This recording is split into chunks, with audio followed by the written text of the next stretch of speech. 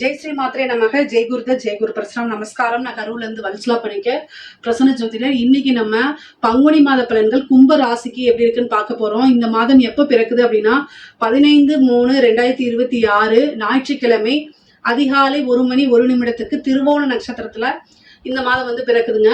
இந்த மாதம் வந்து உங்களுடைய ராசிக்கு நல்ல பலன்கள் இருக்கு, நிறையவே இருக்குது. நீங்க இது என்னங்க 7 சனியே எனக்கு முடியல, ராகுக்கு எதுவும் முடியல அப்படிலாம் நீங்க சொல்லாதீங்க. 2ஆம் இடத்துல சுக்கிரன் உச்சம் பெறாரு. இதுதான் இந்த மாசத்துல உங்களுக்கு நல்ல சிறப்பான அம்சம். அது கூடவே சூரியனும் 2ஆம் இடத்துல இருக்காரு.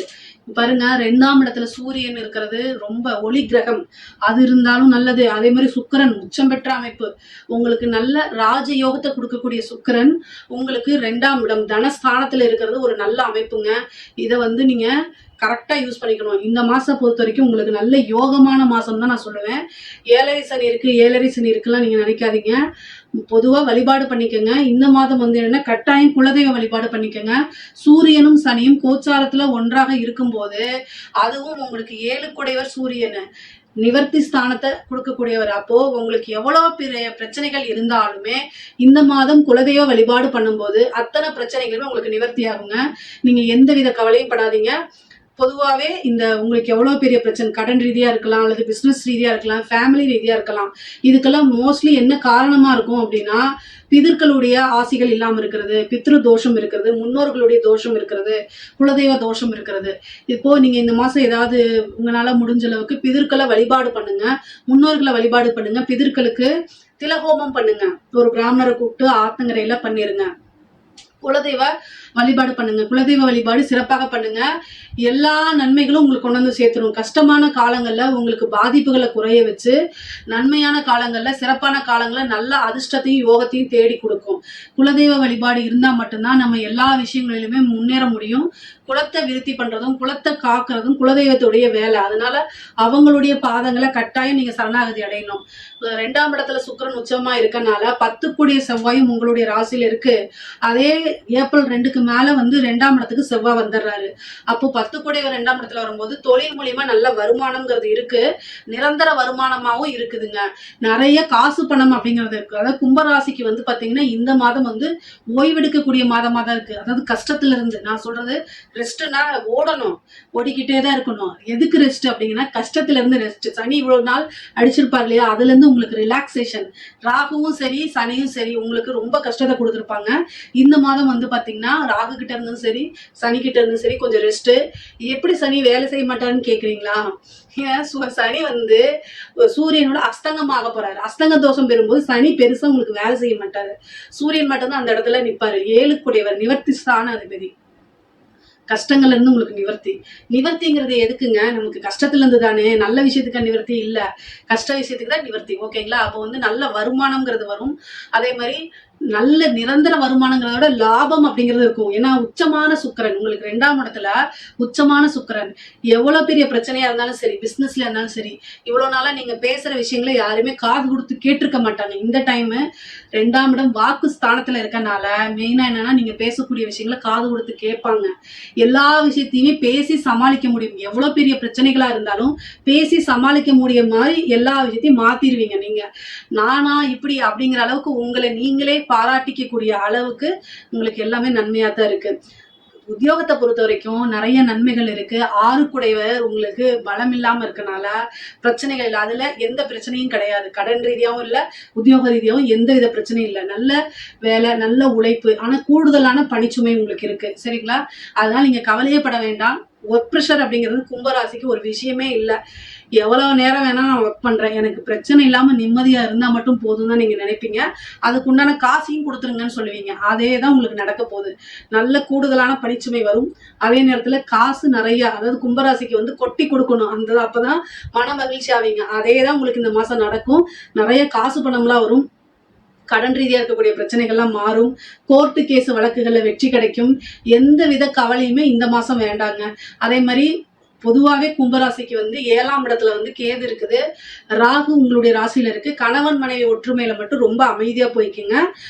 மறுபடியும் ஒரே விஷயம் சொல்றேன். ஏன் இந்த மாசம் அழுத்தி சொல்றேன் அப்படின்னா, சுக்கிரன் உச்சமா இருக்கு. சுக்கிரன்னா மனைவி குறிக்கக்கூடிய கிரகமா இருக்கு. அதனால அவங்களுடைய ஆட்சி இந்த மாசம் வந்து உங்களுடைய வீட்டுல மதுரை ஆட்சி. சோ அதனால அவங்க கிட்ட நீங்க அமைதியா போறது ரொம்ப நல்லது. தேவையில்லாத ஆர்கியூமெண்ட்டை தவிர்த்துருங்க. அப்பதான் வந்து கணவன் மனைவி ஒற்றுமை அதிகம் இருக்கும். ரிலேஷன்ஷிப்ல எந்தவித பிரேக்கப்பும் வராம இருக்கும். இல்லைன்னா 3ஆம் நபர்களுடைய தலையீடுகள் வந்துடும். ஏன்னா உங்களுடைய ராசியில வந்து பாத்தீங்கன்னா அஷ்டமாதிபதி புதனும் இருக்காரு. அதனால இந்த விஷயத்த நான் சொல்றேன். ஏன்னா அஷ்டமாதிபதி எப்பெல்லாம் வருதோ ஆப்போசிட் ஆள் மூலியமா ஒரு தீராத அவமானத்தை கொண்டு கொடுத்துரும். அதனால கவனமா இருங்க. இதுதானே அப்படின்னு ஒரு பெரும்போக்கா போய்க்கங்க. உங்களுடைய கவனம் எல்லாமே காசு பணம் சம்பாதிக்கிறதுலயும் உங்களுடைய தொழிலை டெவலப் பண்றதுலயும் மட்டும் இருந்துச்சு அப்படின்னாலே மிகப்பெரிய லெவல்ல நீங்க எல்லா விஷயத்தையுமே தொட்ட விஷயங்கள் எல்லாத்துலயுமே உங்களால சக்சஸ் அடைய முடியுங்க. இப்ப பொறுத்த வரைக்கும் உங்களுக்கு படிப்புல நல்ல நன்மைகள் தான். எக்ஸாம்ஸ் எழுதுறதுல எந்த வித ஃபியரும் வேண்டாம், எந்த வித கவலையும் வேண்டாம்.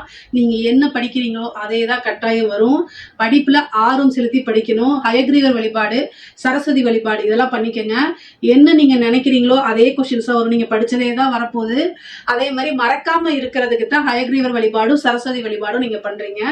நீங்க மெயினா வந்து இந்த மாதிரி நம்ம ஐயோ அப்படின்னு சொல்லிட்டுலாம் எக்ஸாம்ஸ் எழுதும் போது அதை படப்பட என்னடா பண்றது அப்படிலாம் நீங்க நினைக்காதீங்க. அப்படிலாம் வந்துச்சு அப்படின்னா மெடிடேஷன் பண்ணுங்க. கட்டாயம் கும்பராசியில் இருக்கக்கூடிய குழந்தைகளுடைய பேரண்ட்ஸ் நீங்க வழி நடத்தணும். அமைதியா 2 நிமிஷம் மெடிடேஷன் பண்ணிட்டு அதுக்கப்புறம் எக்ஸாம் எழுதுங்க. எக்ஸாம் ஃபுல்லா மெடிடேஷன் பண்ண சொல்லல, 2 நிமிஷம் தான். ஓகேங்களா? அது வந்து உங்களை டைவர்ட் பண்ணிடும். இந்த பதட்டம்லாம் உங்களுக்கு இருக்காது. தெய்வ அனுகூலம் உங்க சைடு தான் இருக்கு. அதனால கவலைப்படாம படிங்க. படிச்சதே தான் உங்களுக்கு வரப்போகுது. மறக்காமையும் எழுதிடுவீங்க. நல்ல மதிப்பெண்களை பெற்று தேர்ச்சி பெறுவீங்க. இதுல எந்தவித சந்தேகமும் உங்களுக்கு வேண்டாம். கும்பராசியில் இருக்கக்கூடிய பெண்களுக்கு உங்களுக்கு நல்ல ஜாக்பாட்டுங்க. சுக்கிரன் உச்சம் பெற்றிருக்கு. உங்களுக்கு ராஜயோகத்தை கொடுக்கக்கூடிய சுக்கிரன் உச்சம் பெற்றிருக்கு. ராசி அதிபதி கூட சேர்ந்திருக்கு. சூரியனும் சேர்ந்திருக்கு.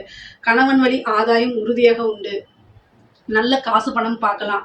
நீங்க எப்பயோ செஞ்ச ஒரு விஷயம் இப்ப அதுக்கு பலன் கிடைக்கும்.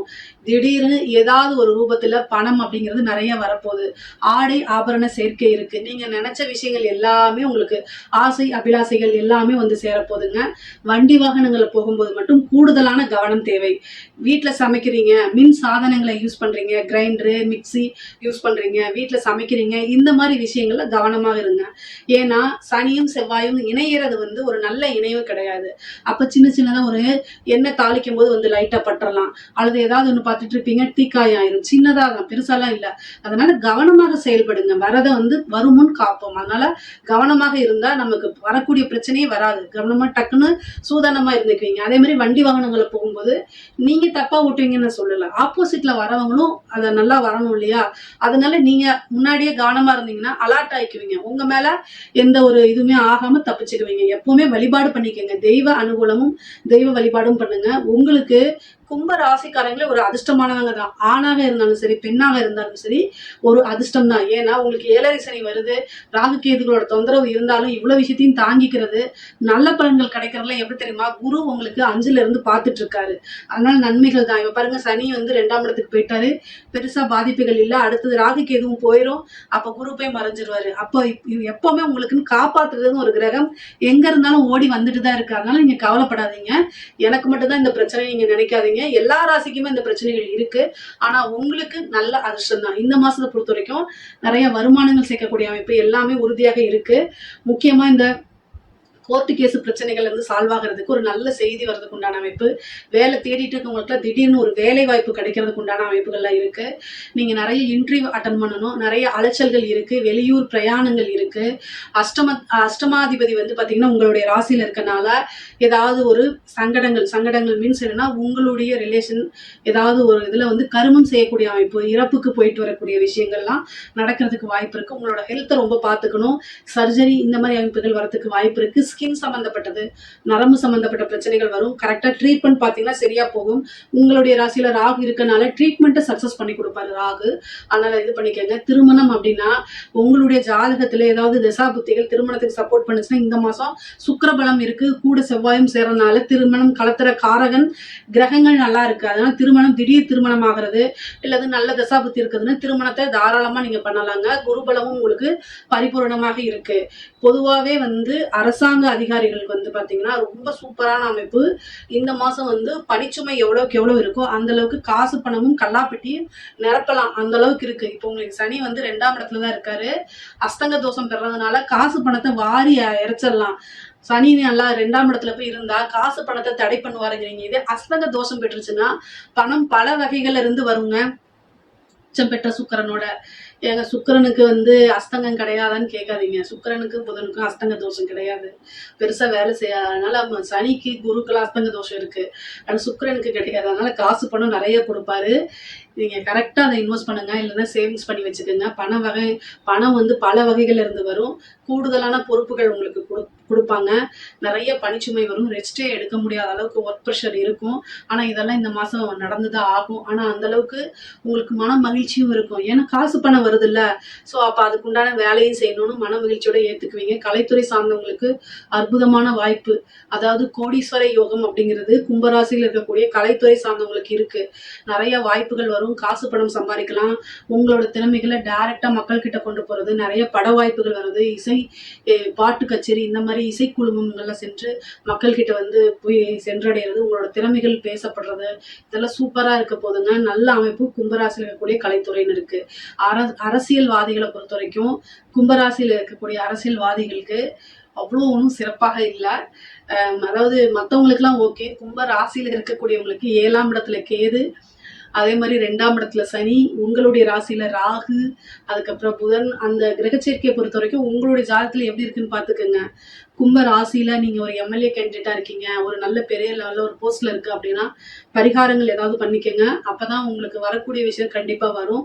ஜனவசியம்ங்கிறது குறைவா இருக்கு. அதனால தயவு செய்து முடிஞ்ச அளவுக்கு பரிகாரங்களை தேடிக்கங்க. பூஜைகள் பண்ணுங்க, யாகங்கள் பண்ணுங்க, வேள்விகள் பண்ணுங்க.